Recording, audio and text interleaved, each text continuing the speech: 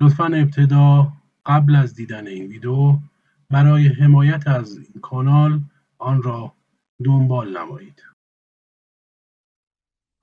Some seek to be seen, and some come only to understand.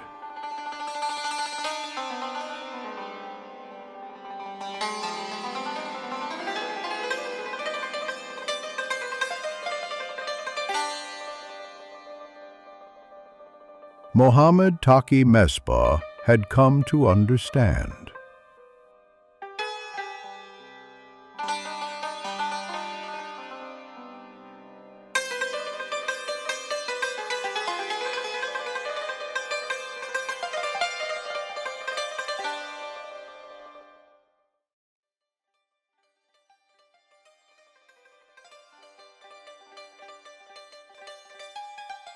Years ago, in the narrow alleys of Qom, a young seminary student walked, carrying the weight of deep questions in his mind. He sat in the circles of Ayatollah Borujerdi and the classes of Imam Khomeini, where he learned how to listen and how to hear silence. But what truly ignited his mind were the philosophy sessions of Allame Tabatabai. In those years, being a student beside great minds like Martyr Motahari was not just about learning, but about discovering. Mصباح Yezdi was not after grand words, but after a truth that had to be touched, not just grasped.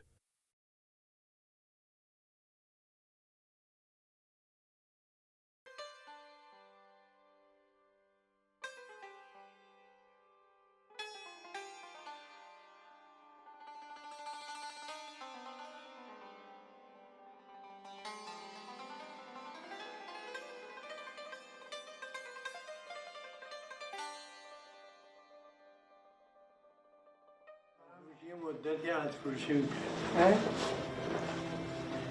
هم بافندگی داشتم هم عطرفروشی می‌کردم. برای خرازی یه چیز بود. خودشو خیلی عطر دوست می‌داشتن. خریده بودن نادی عالم شده بود. In 1934, in Yazd, he was born in a humble religious home.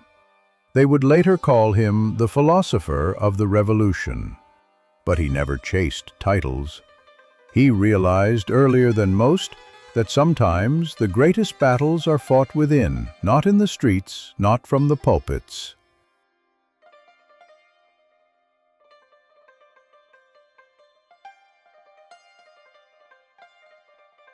As a teenager, he picked up books on philosophy and gradually understood this was no wordplay.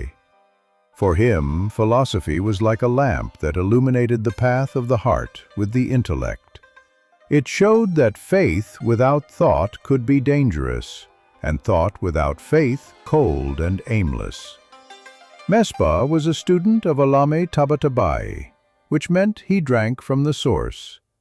But what set him apart was not just his knowledge. It was the strange mix of humility and logic, of nightly prayer and rigorous intellectual debate.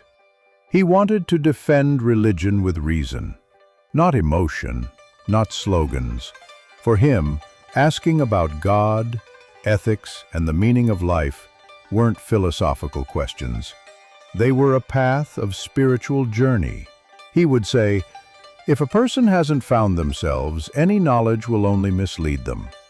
Which means philosophy without spiritual purification leads to arrogance.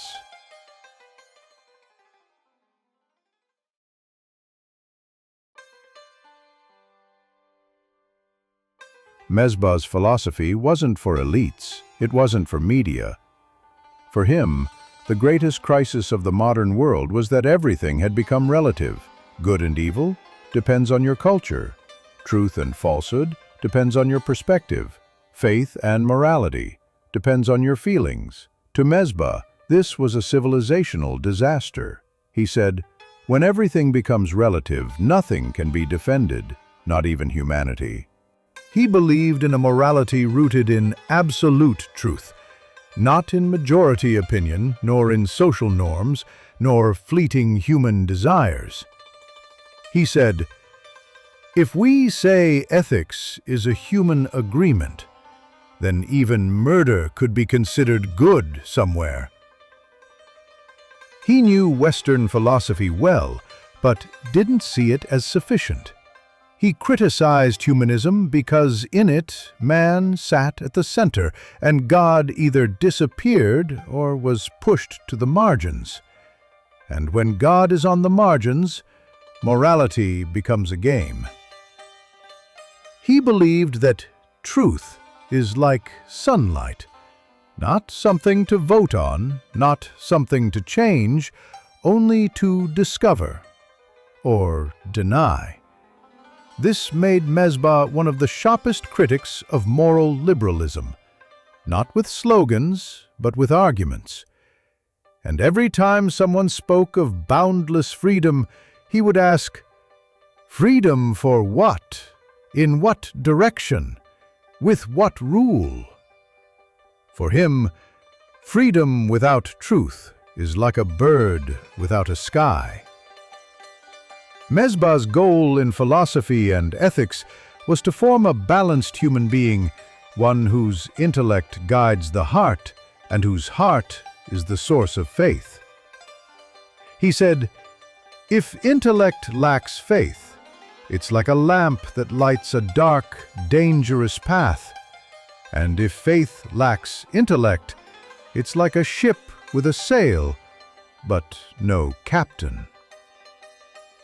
For him, self-purification wasn't just listening to advice, it was a long, tough road, beginning with fighting one's ego.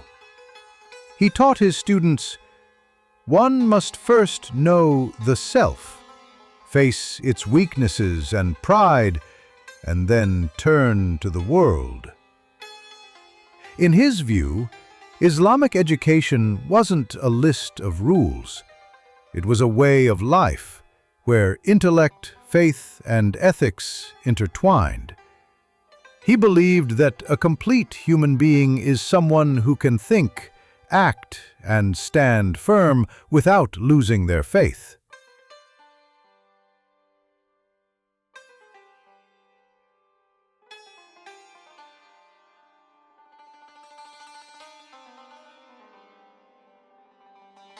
Order in his life was part of the ethical discipline he had learned from masters of character, and that same ethics ran through his works.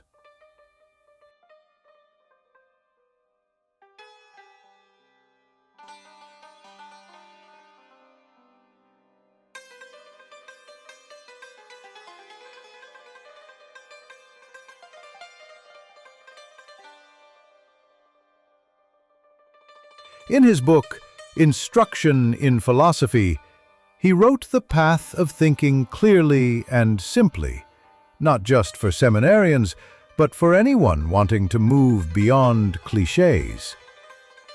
Before being a philosopher, Ayatollah Mصباح was a mindful human being, mindful of himself, of his heart, of how being a good person mattered more than knowing a lot. Self-purification, a term many think of as old seminary jargon, was the essence of his life. He said, "Until a person reforms themselves, they shouldn't seek to reform others." And this wasn't just a moral saying, it was his way of life. He spent his nights in prayer, remembrance, and Quran recitation, not for display, not for rank, but because he believed if the heart lacks light, the intellect is blind.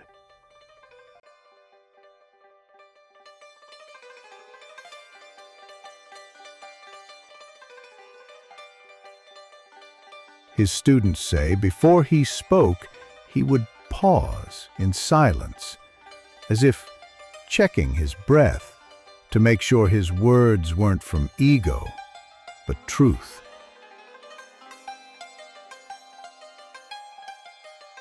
He lived in simplicity, not performative piety. Plain clothes, modest home, no extravagance. Though close to power, he never devoted himself to it. As he said, "Wherever the smell of the ego rises, the smell of Satan follows." In a world where many sought to be influential, he first sought to be dignified. Dignity in behavior, in thought, in intention. For him, purification meant reason without selfishness, servanthood with open eyes, ethics, not for show, but for salvation. To truly know Mصباح, you must understand he trained himself before advising anyone else. And maybe that's why, when he spoke, even his opponents sometimes fell silent. When foreign ideologies threatened to drown the society, he wrote Society and History from the Quranic Perspective and A Critique of Marxism to defend Islamic worldview not just from the pulpit, but with reason and thought. Each sentence was a defense of faith and a critique of shallow, pseudo-intellectualism.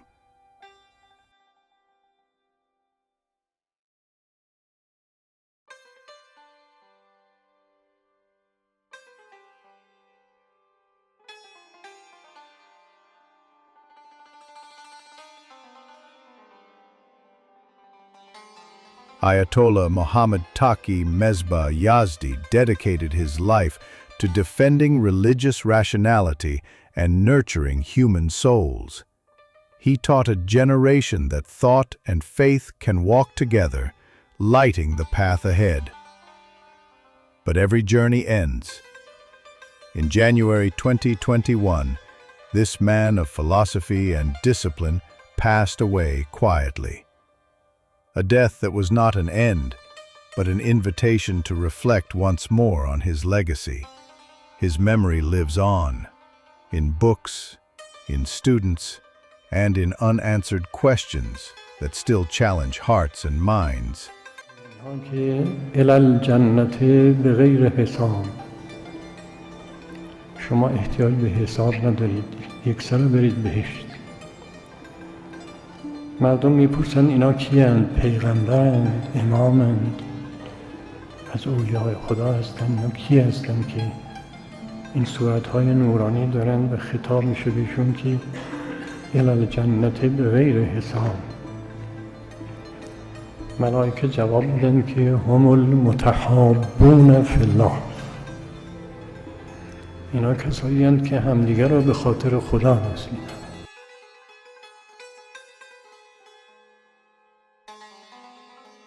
This documentary is the story of a man who turned silence into insight with intellect and faith, and who taught us that amidst the noise of the world, we must first find and purify ourselves.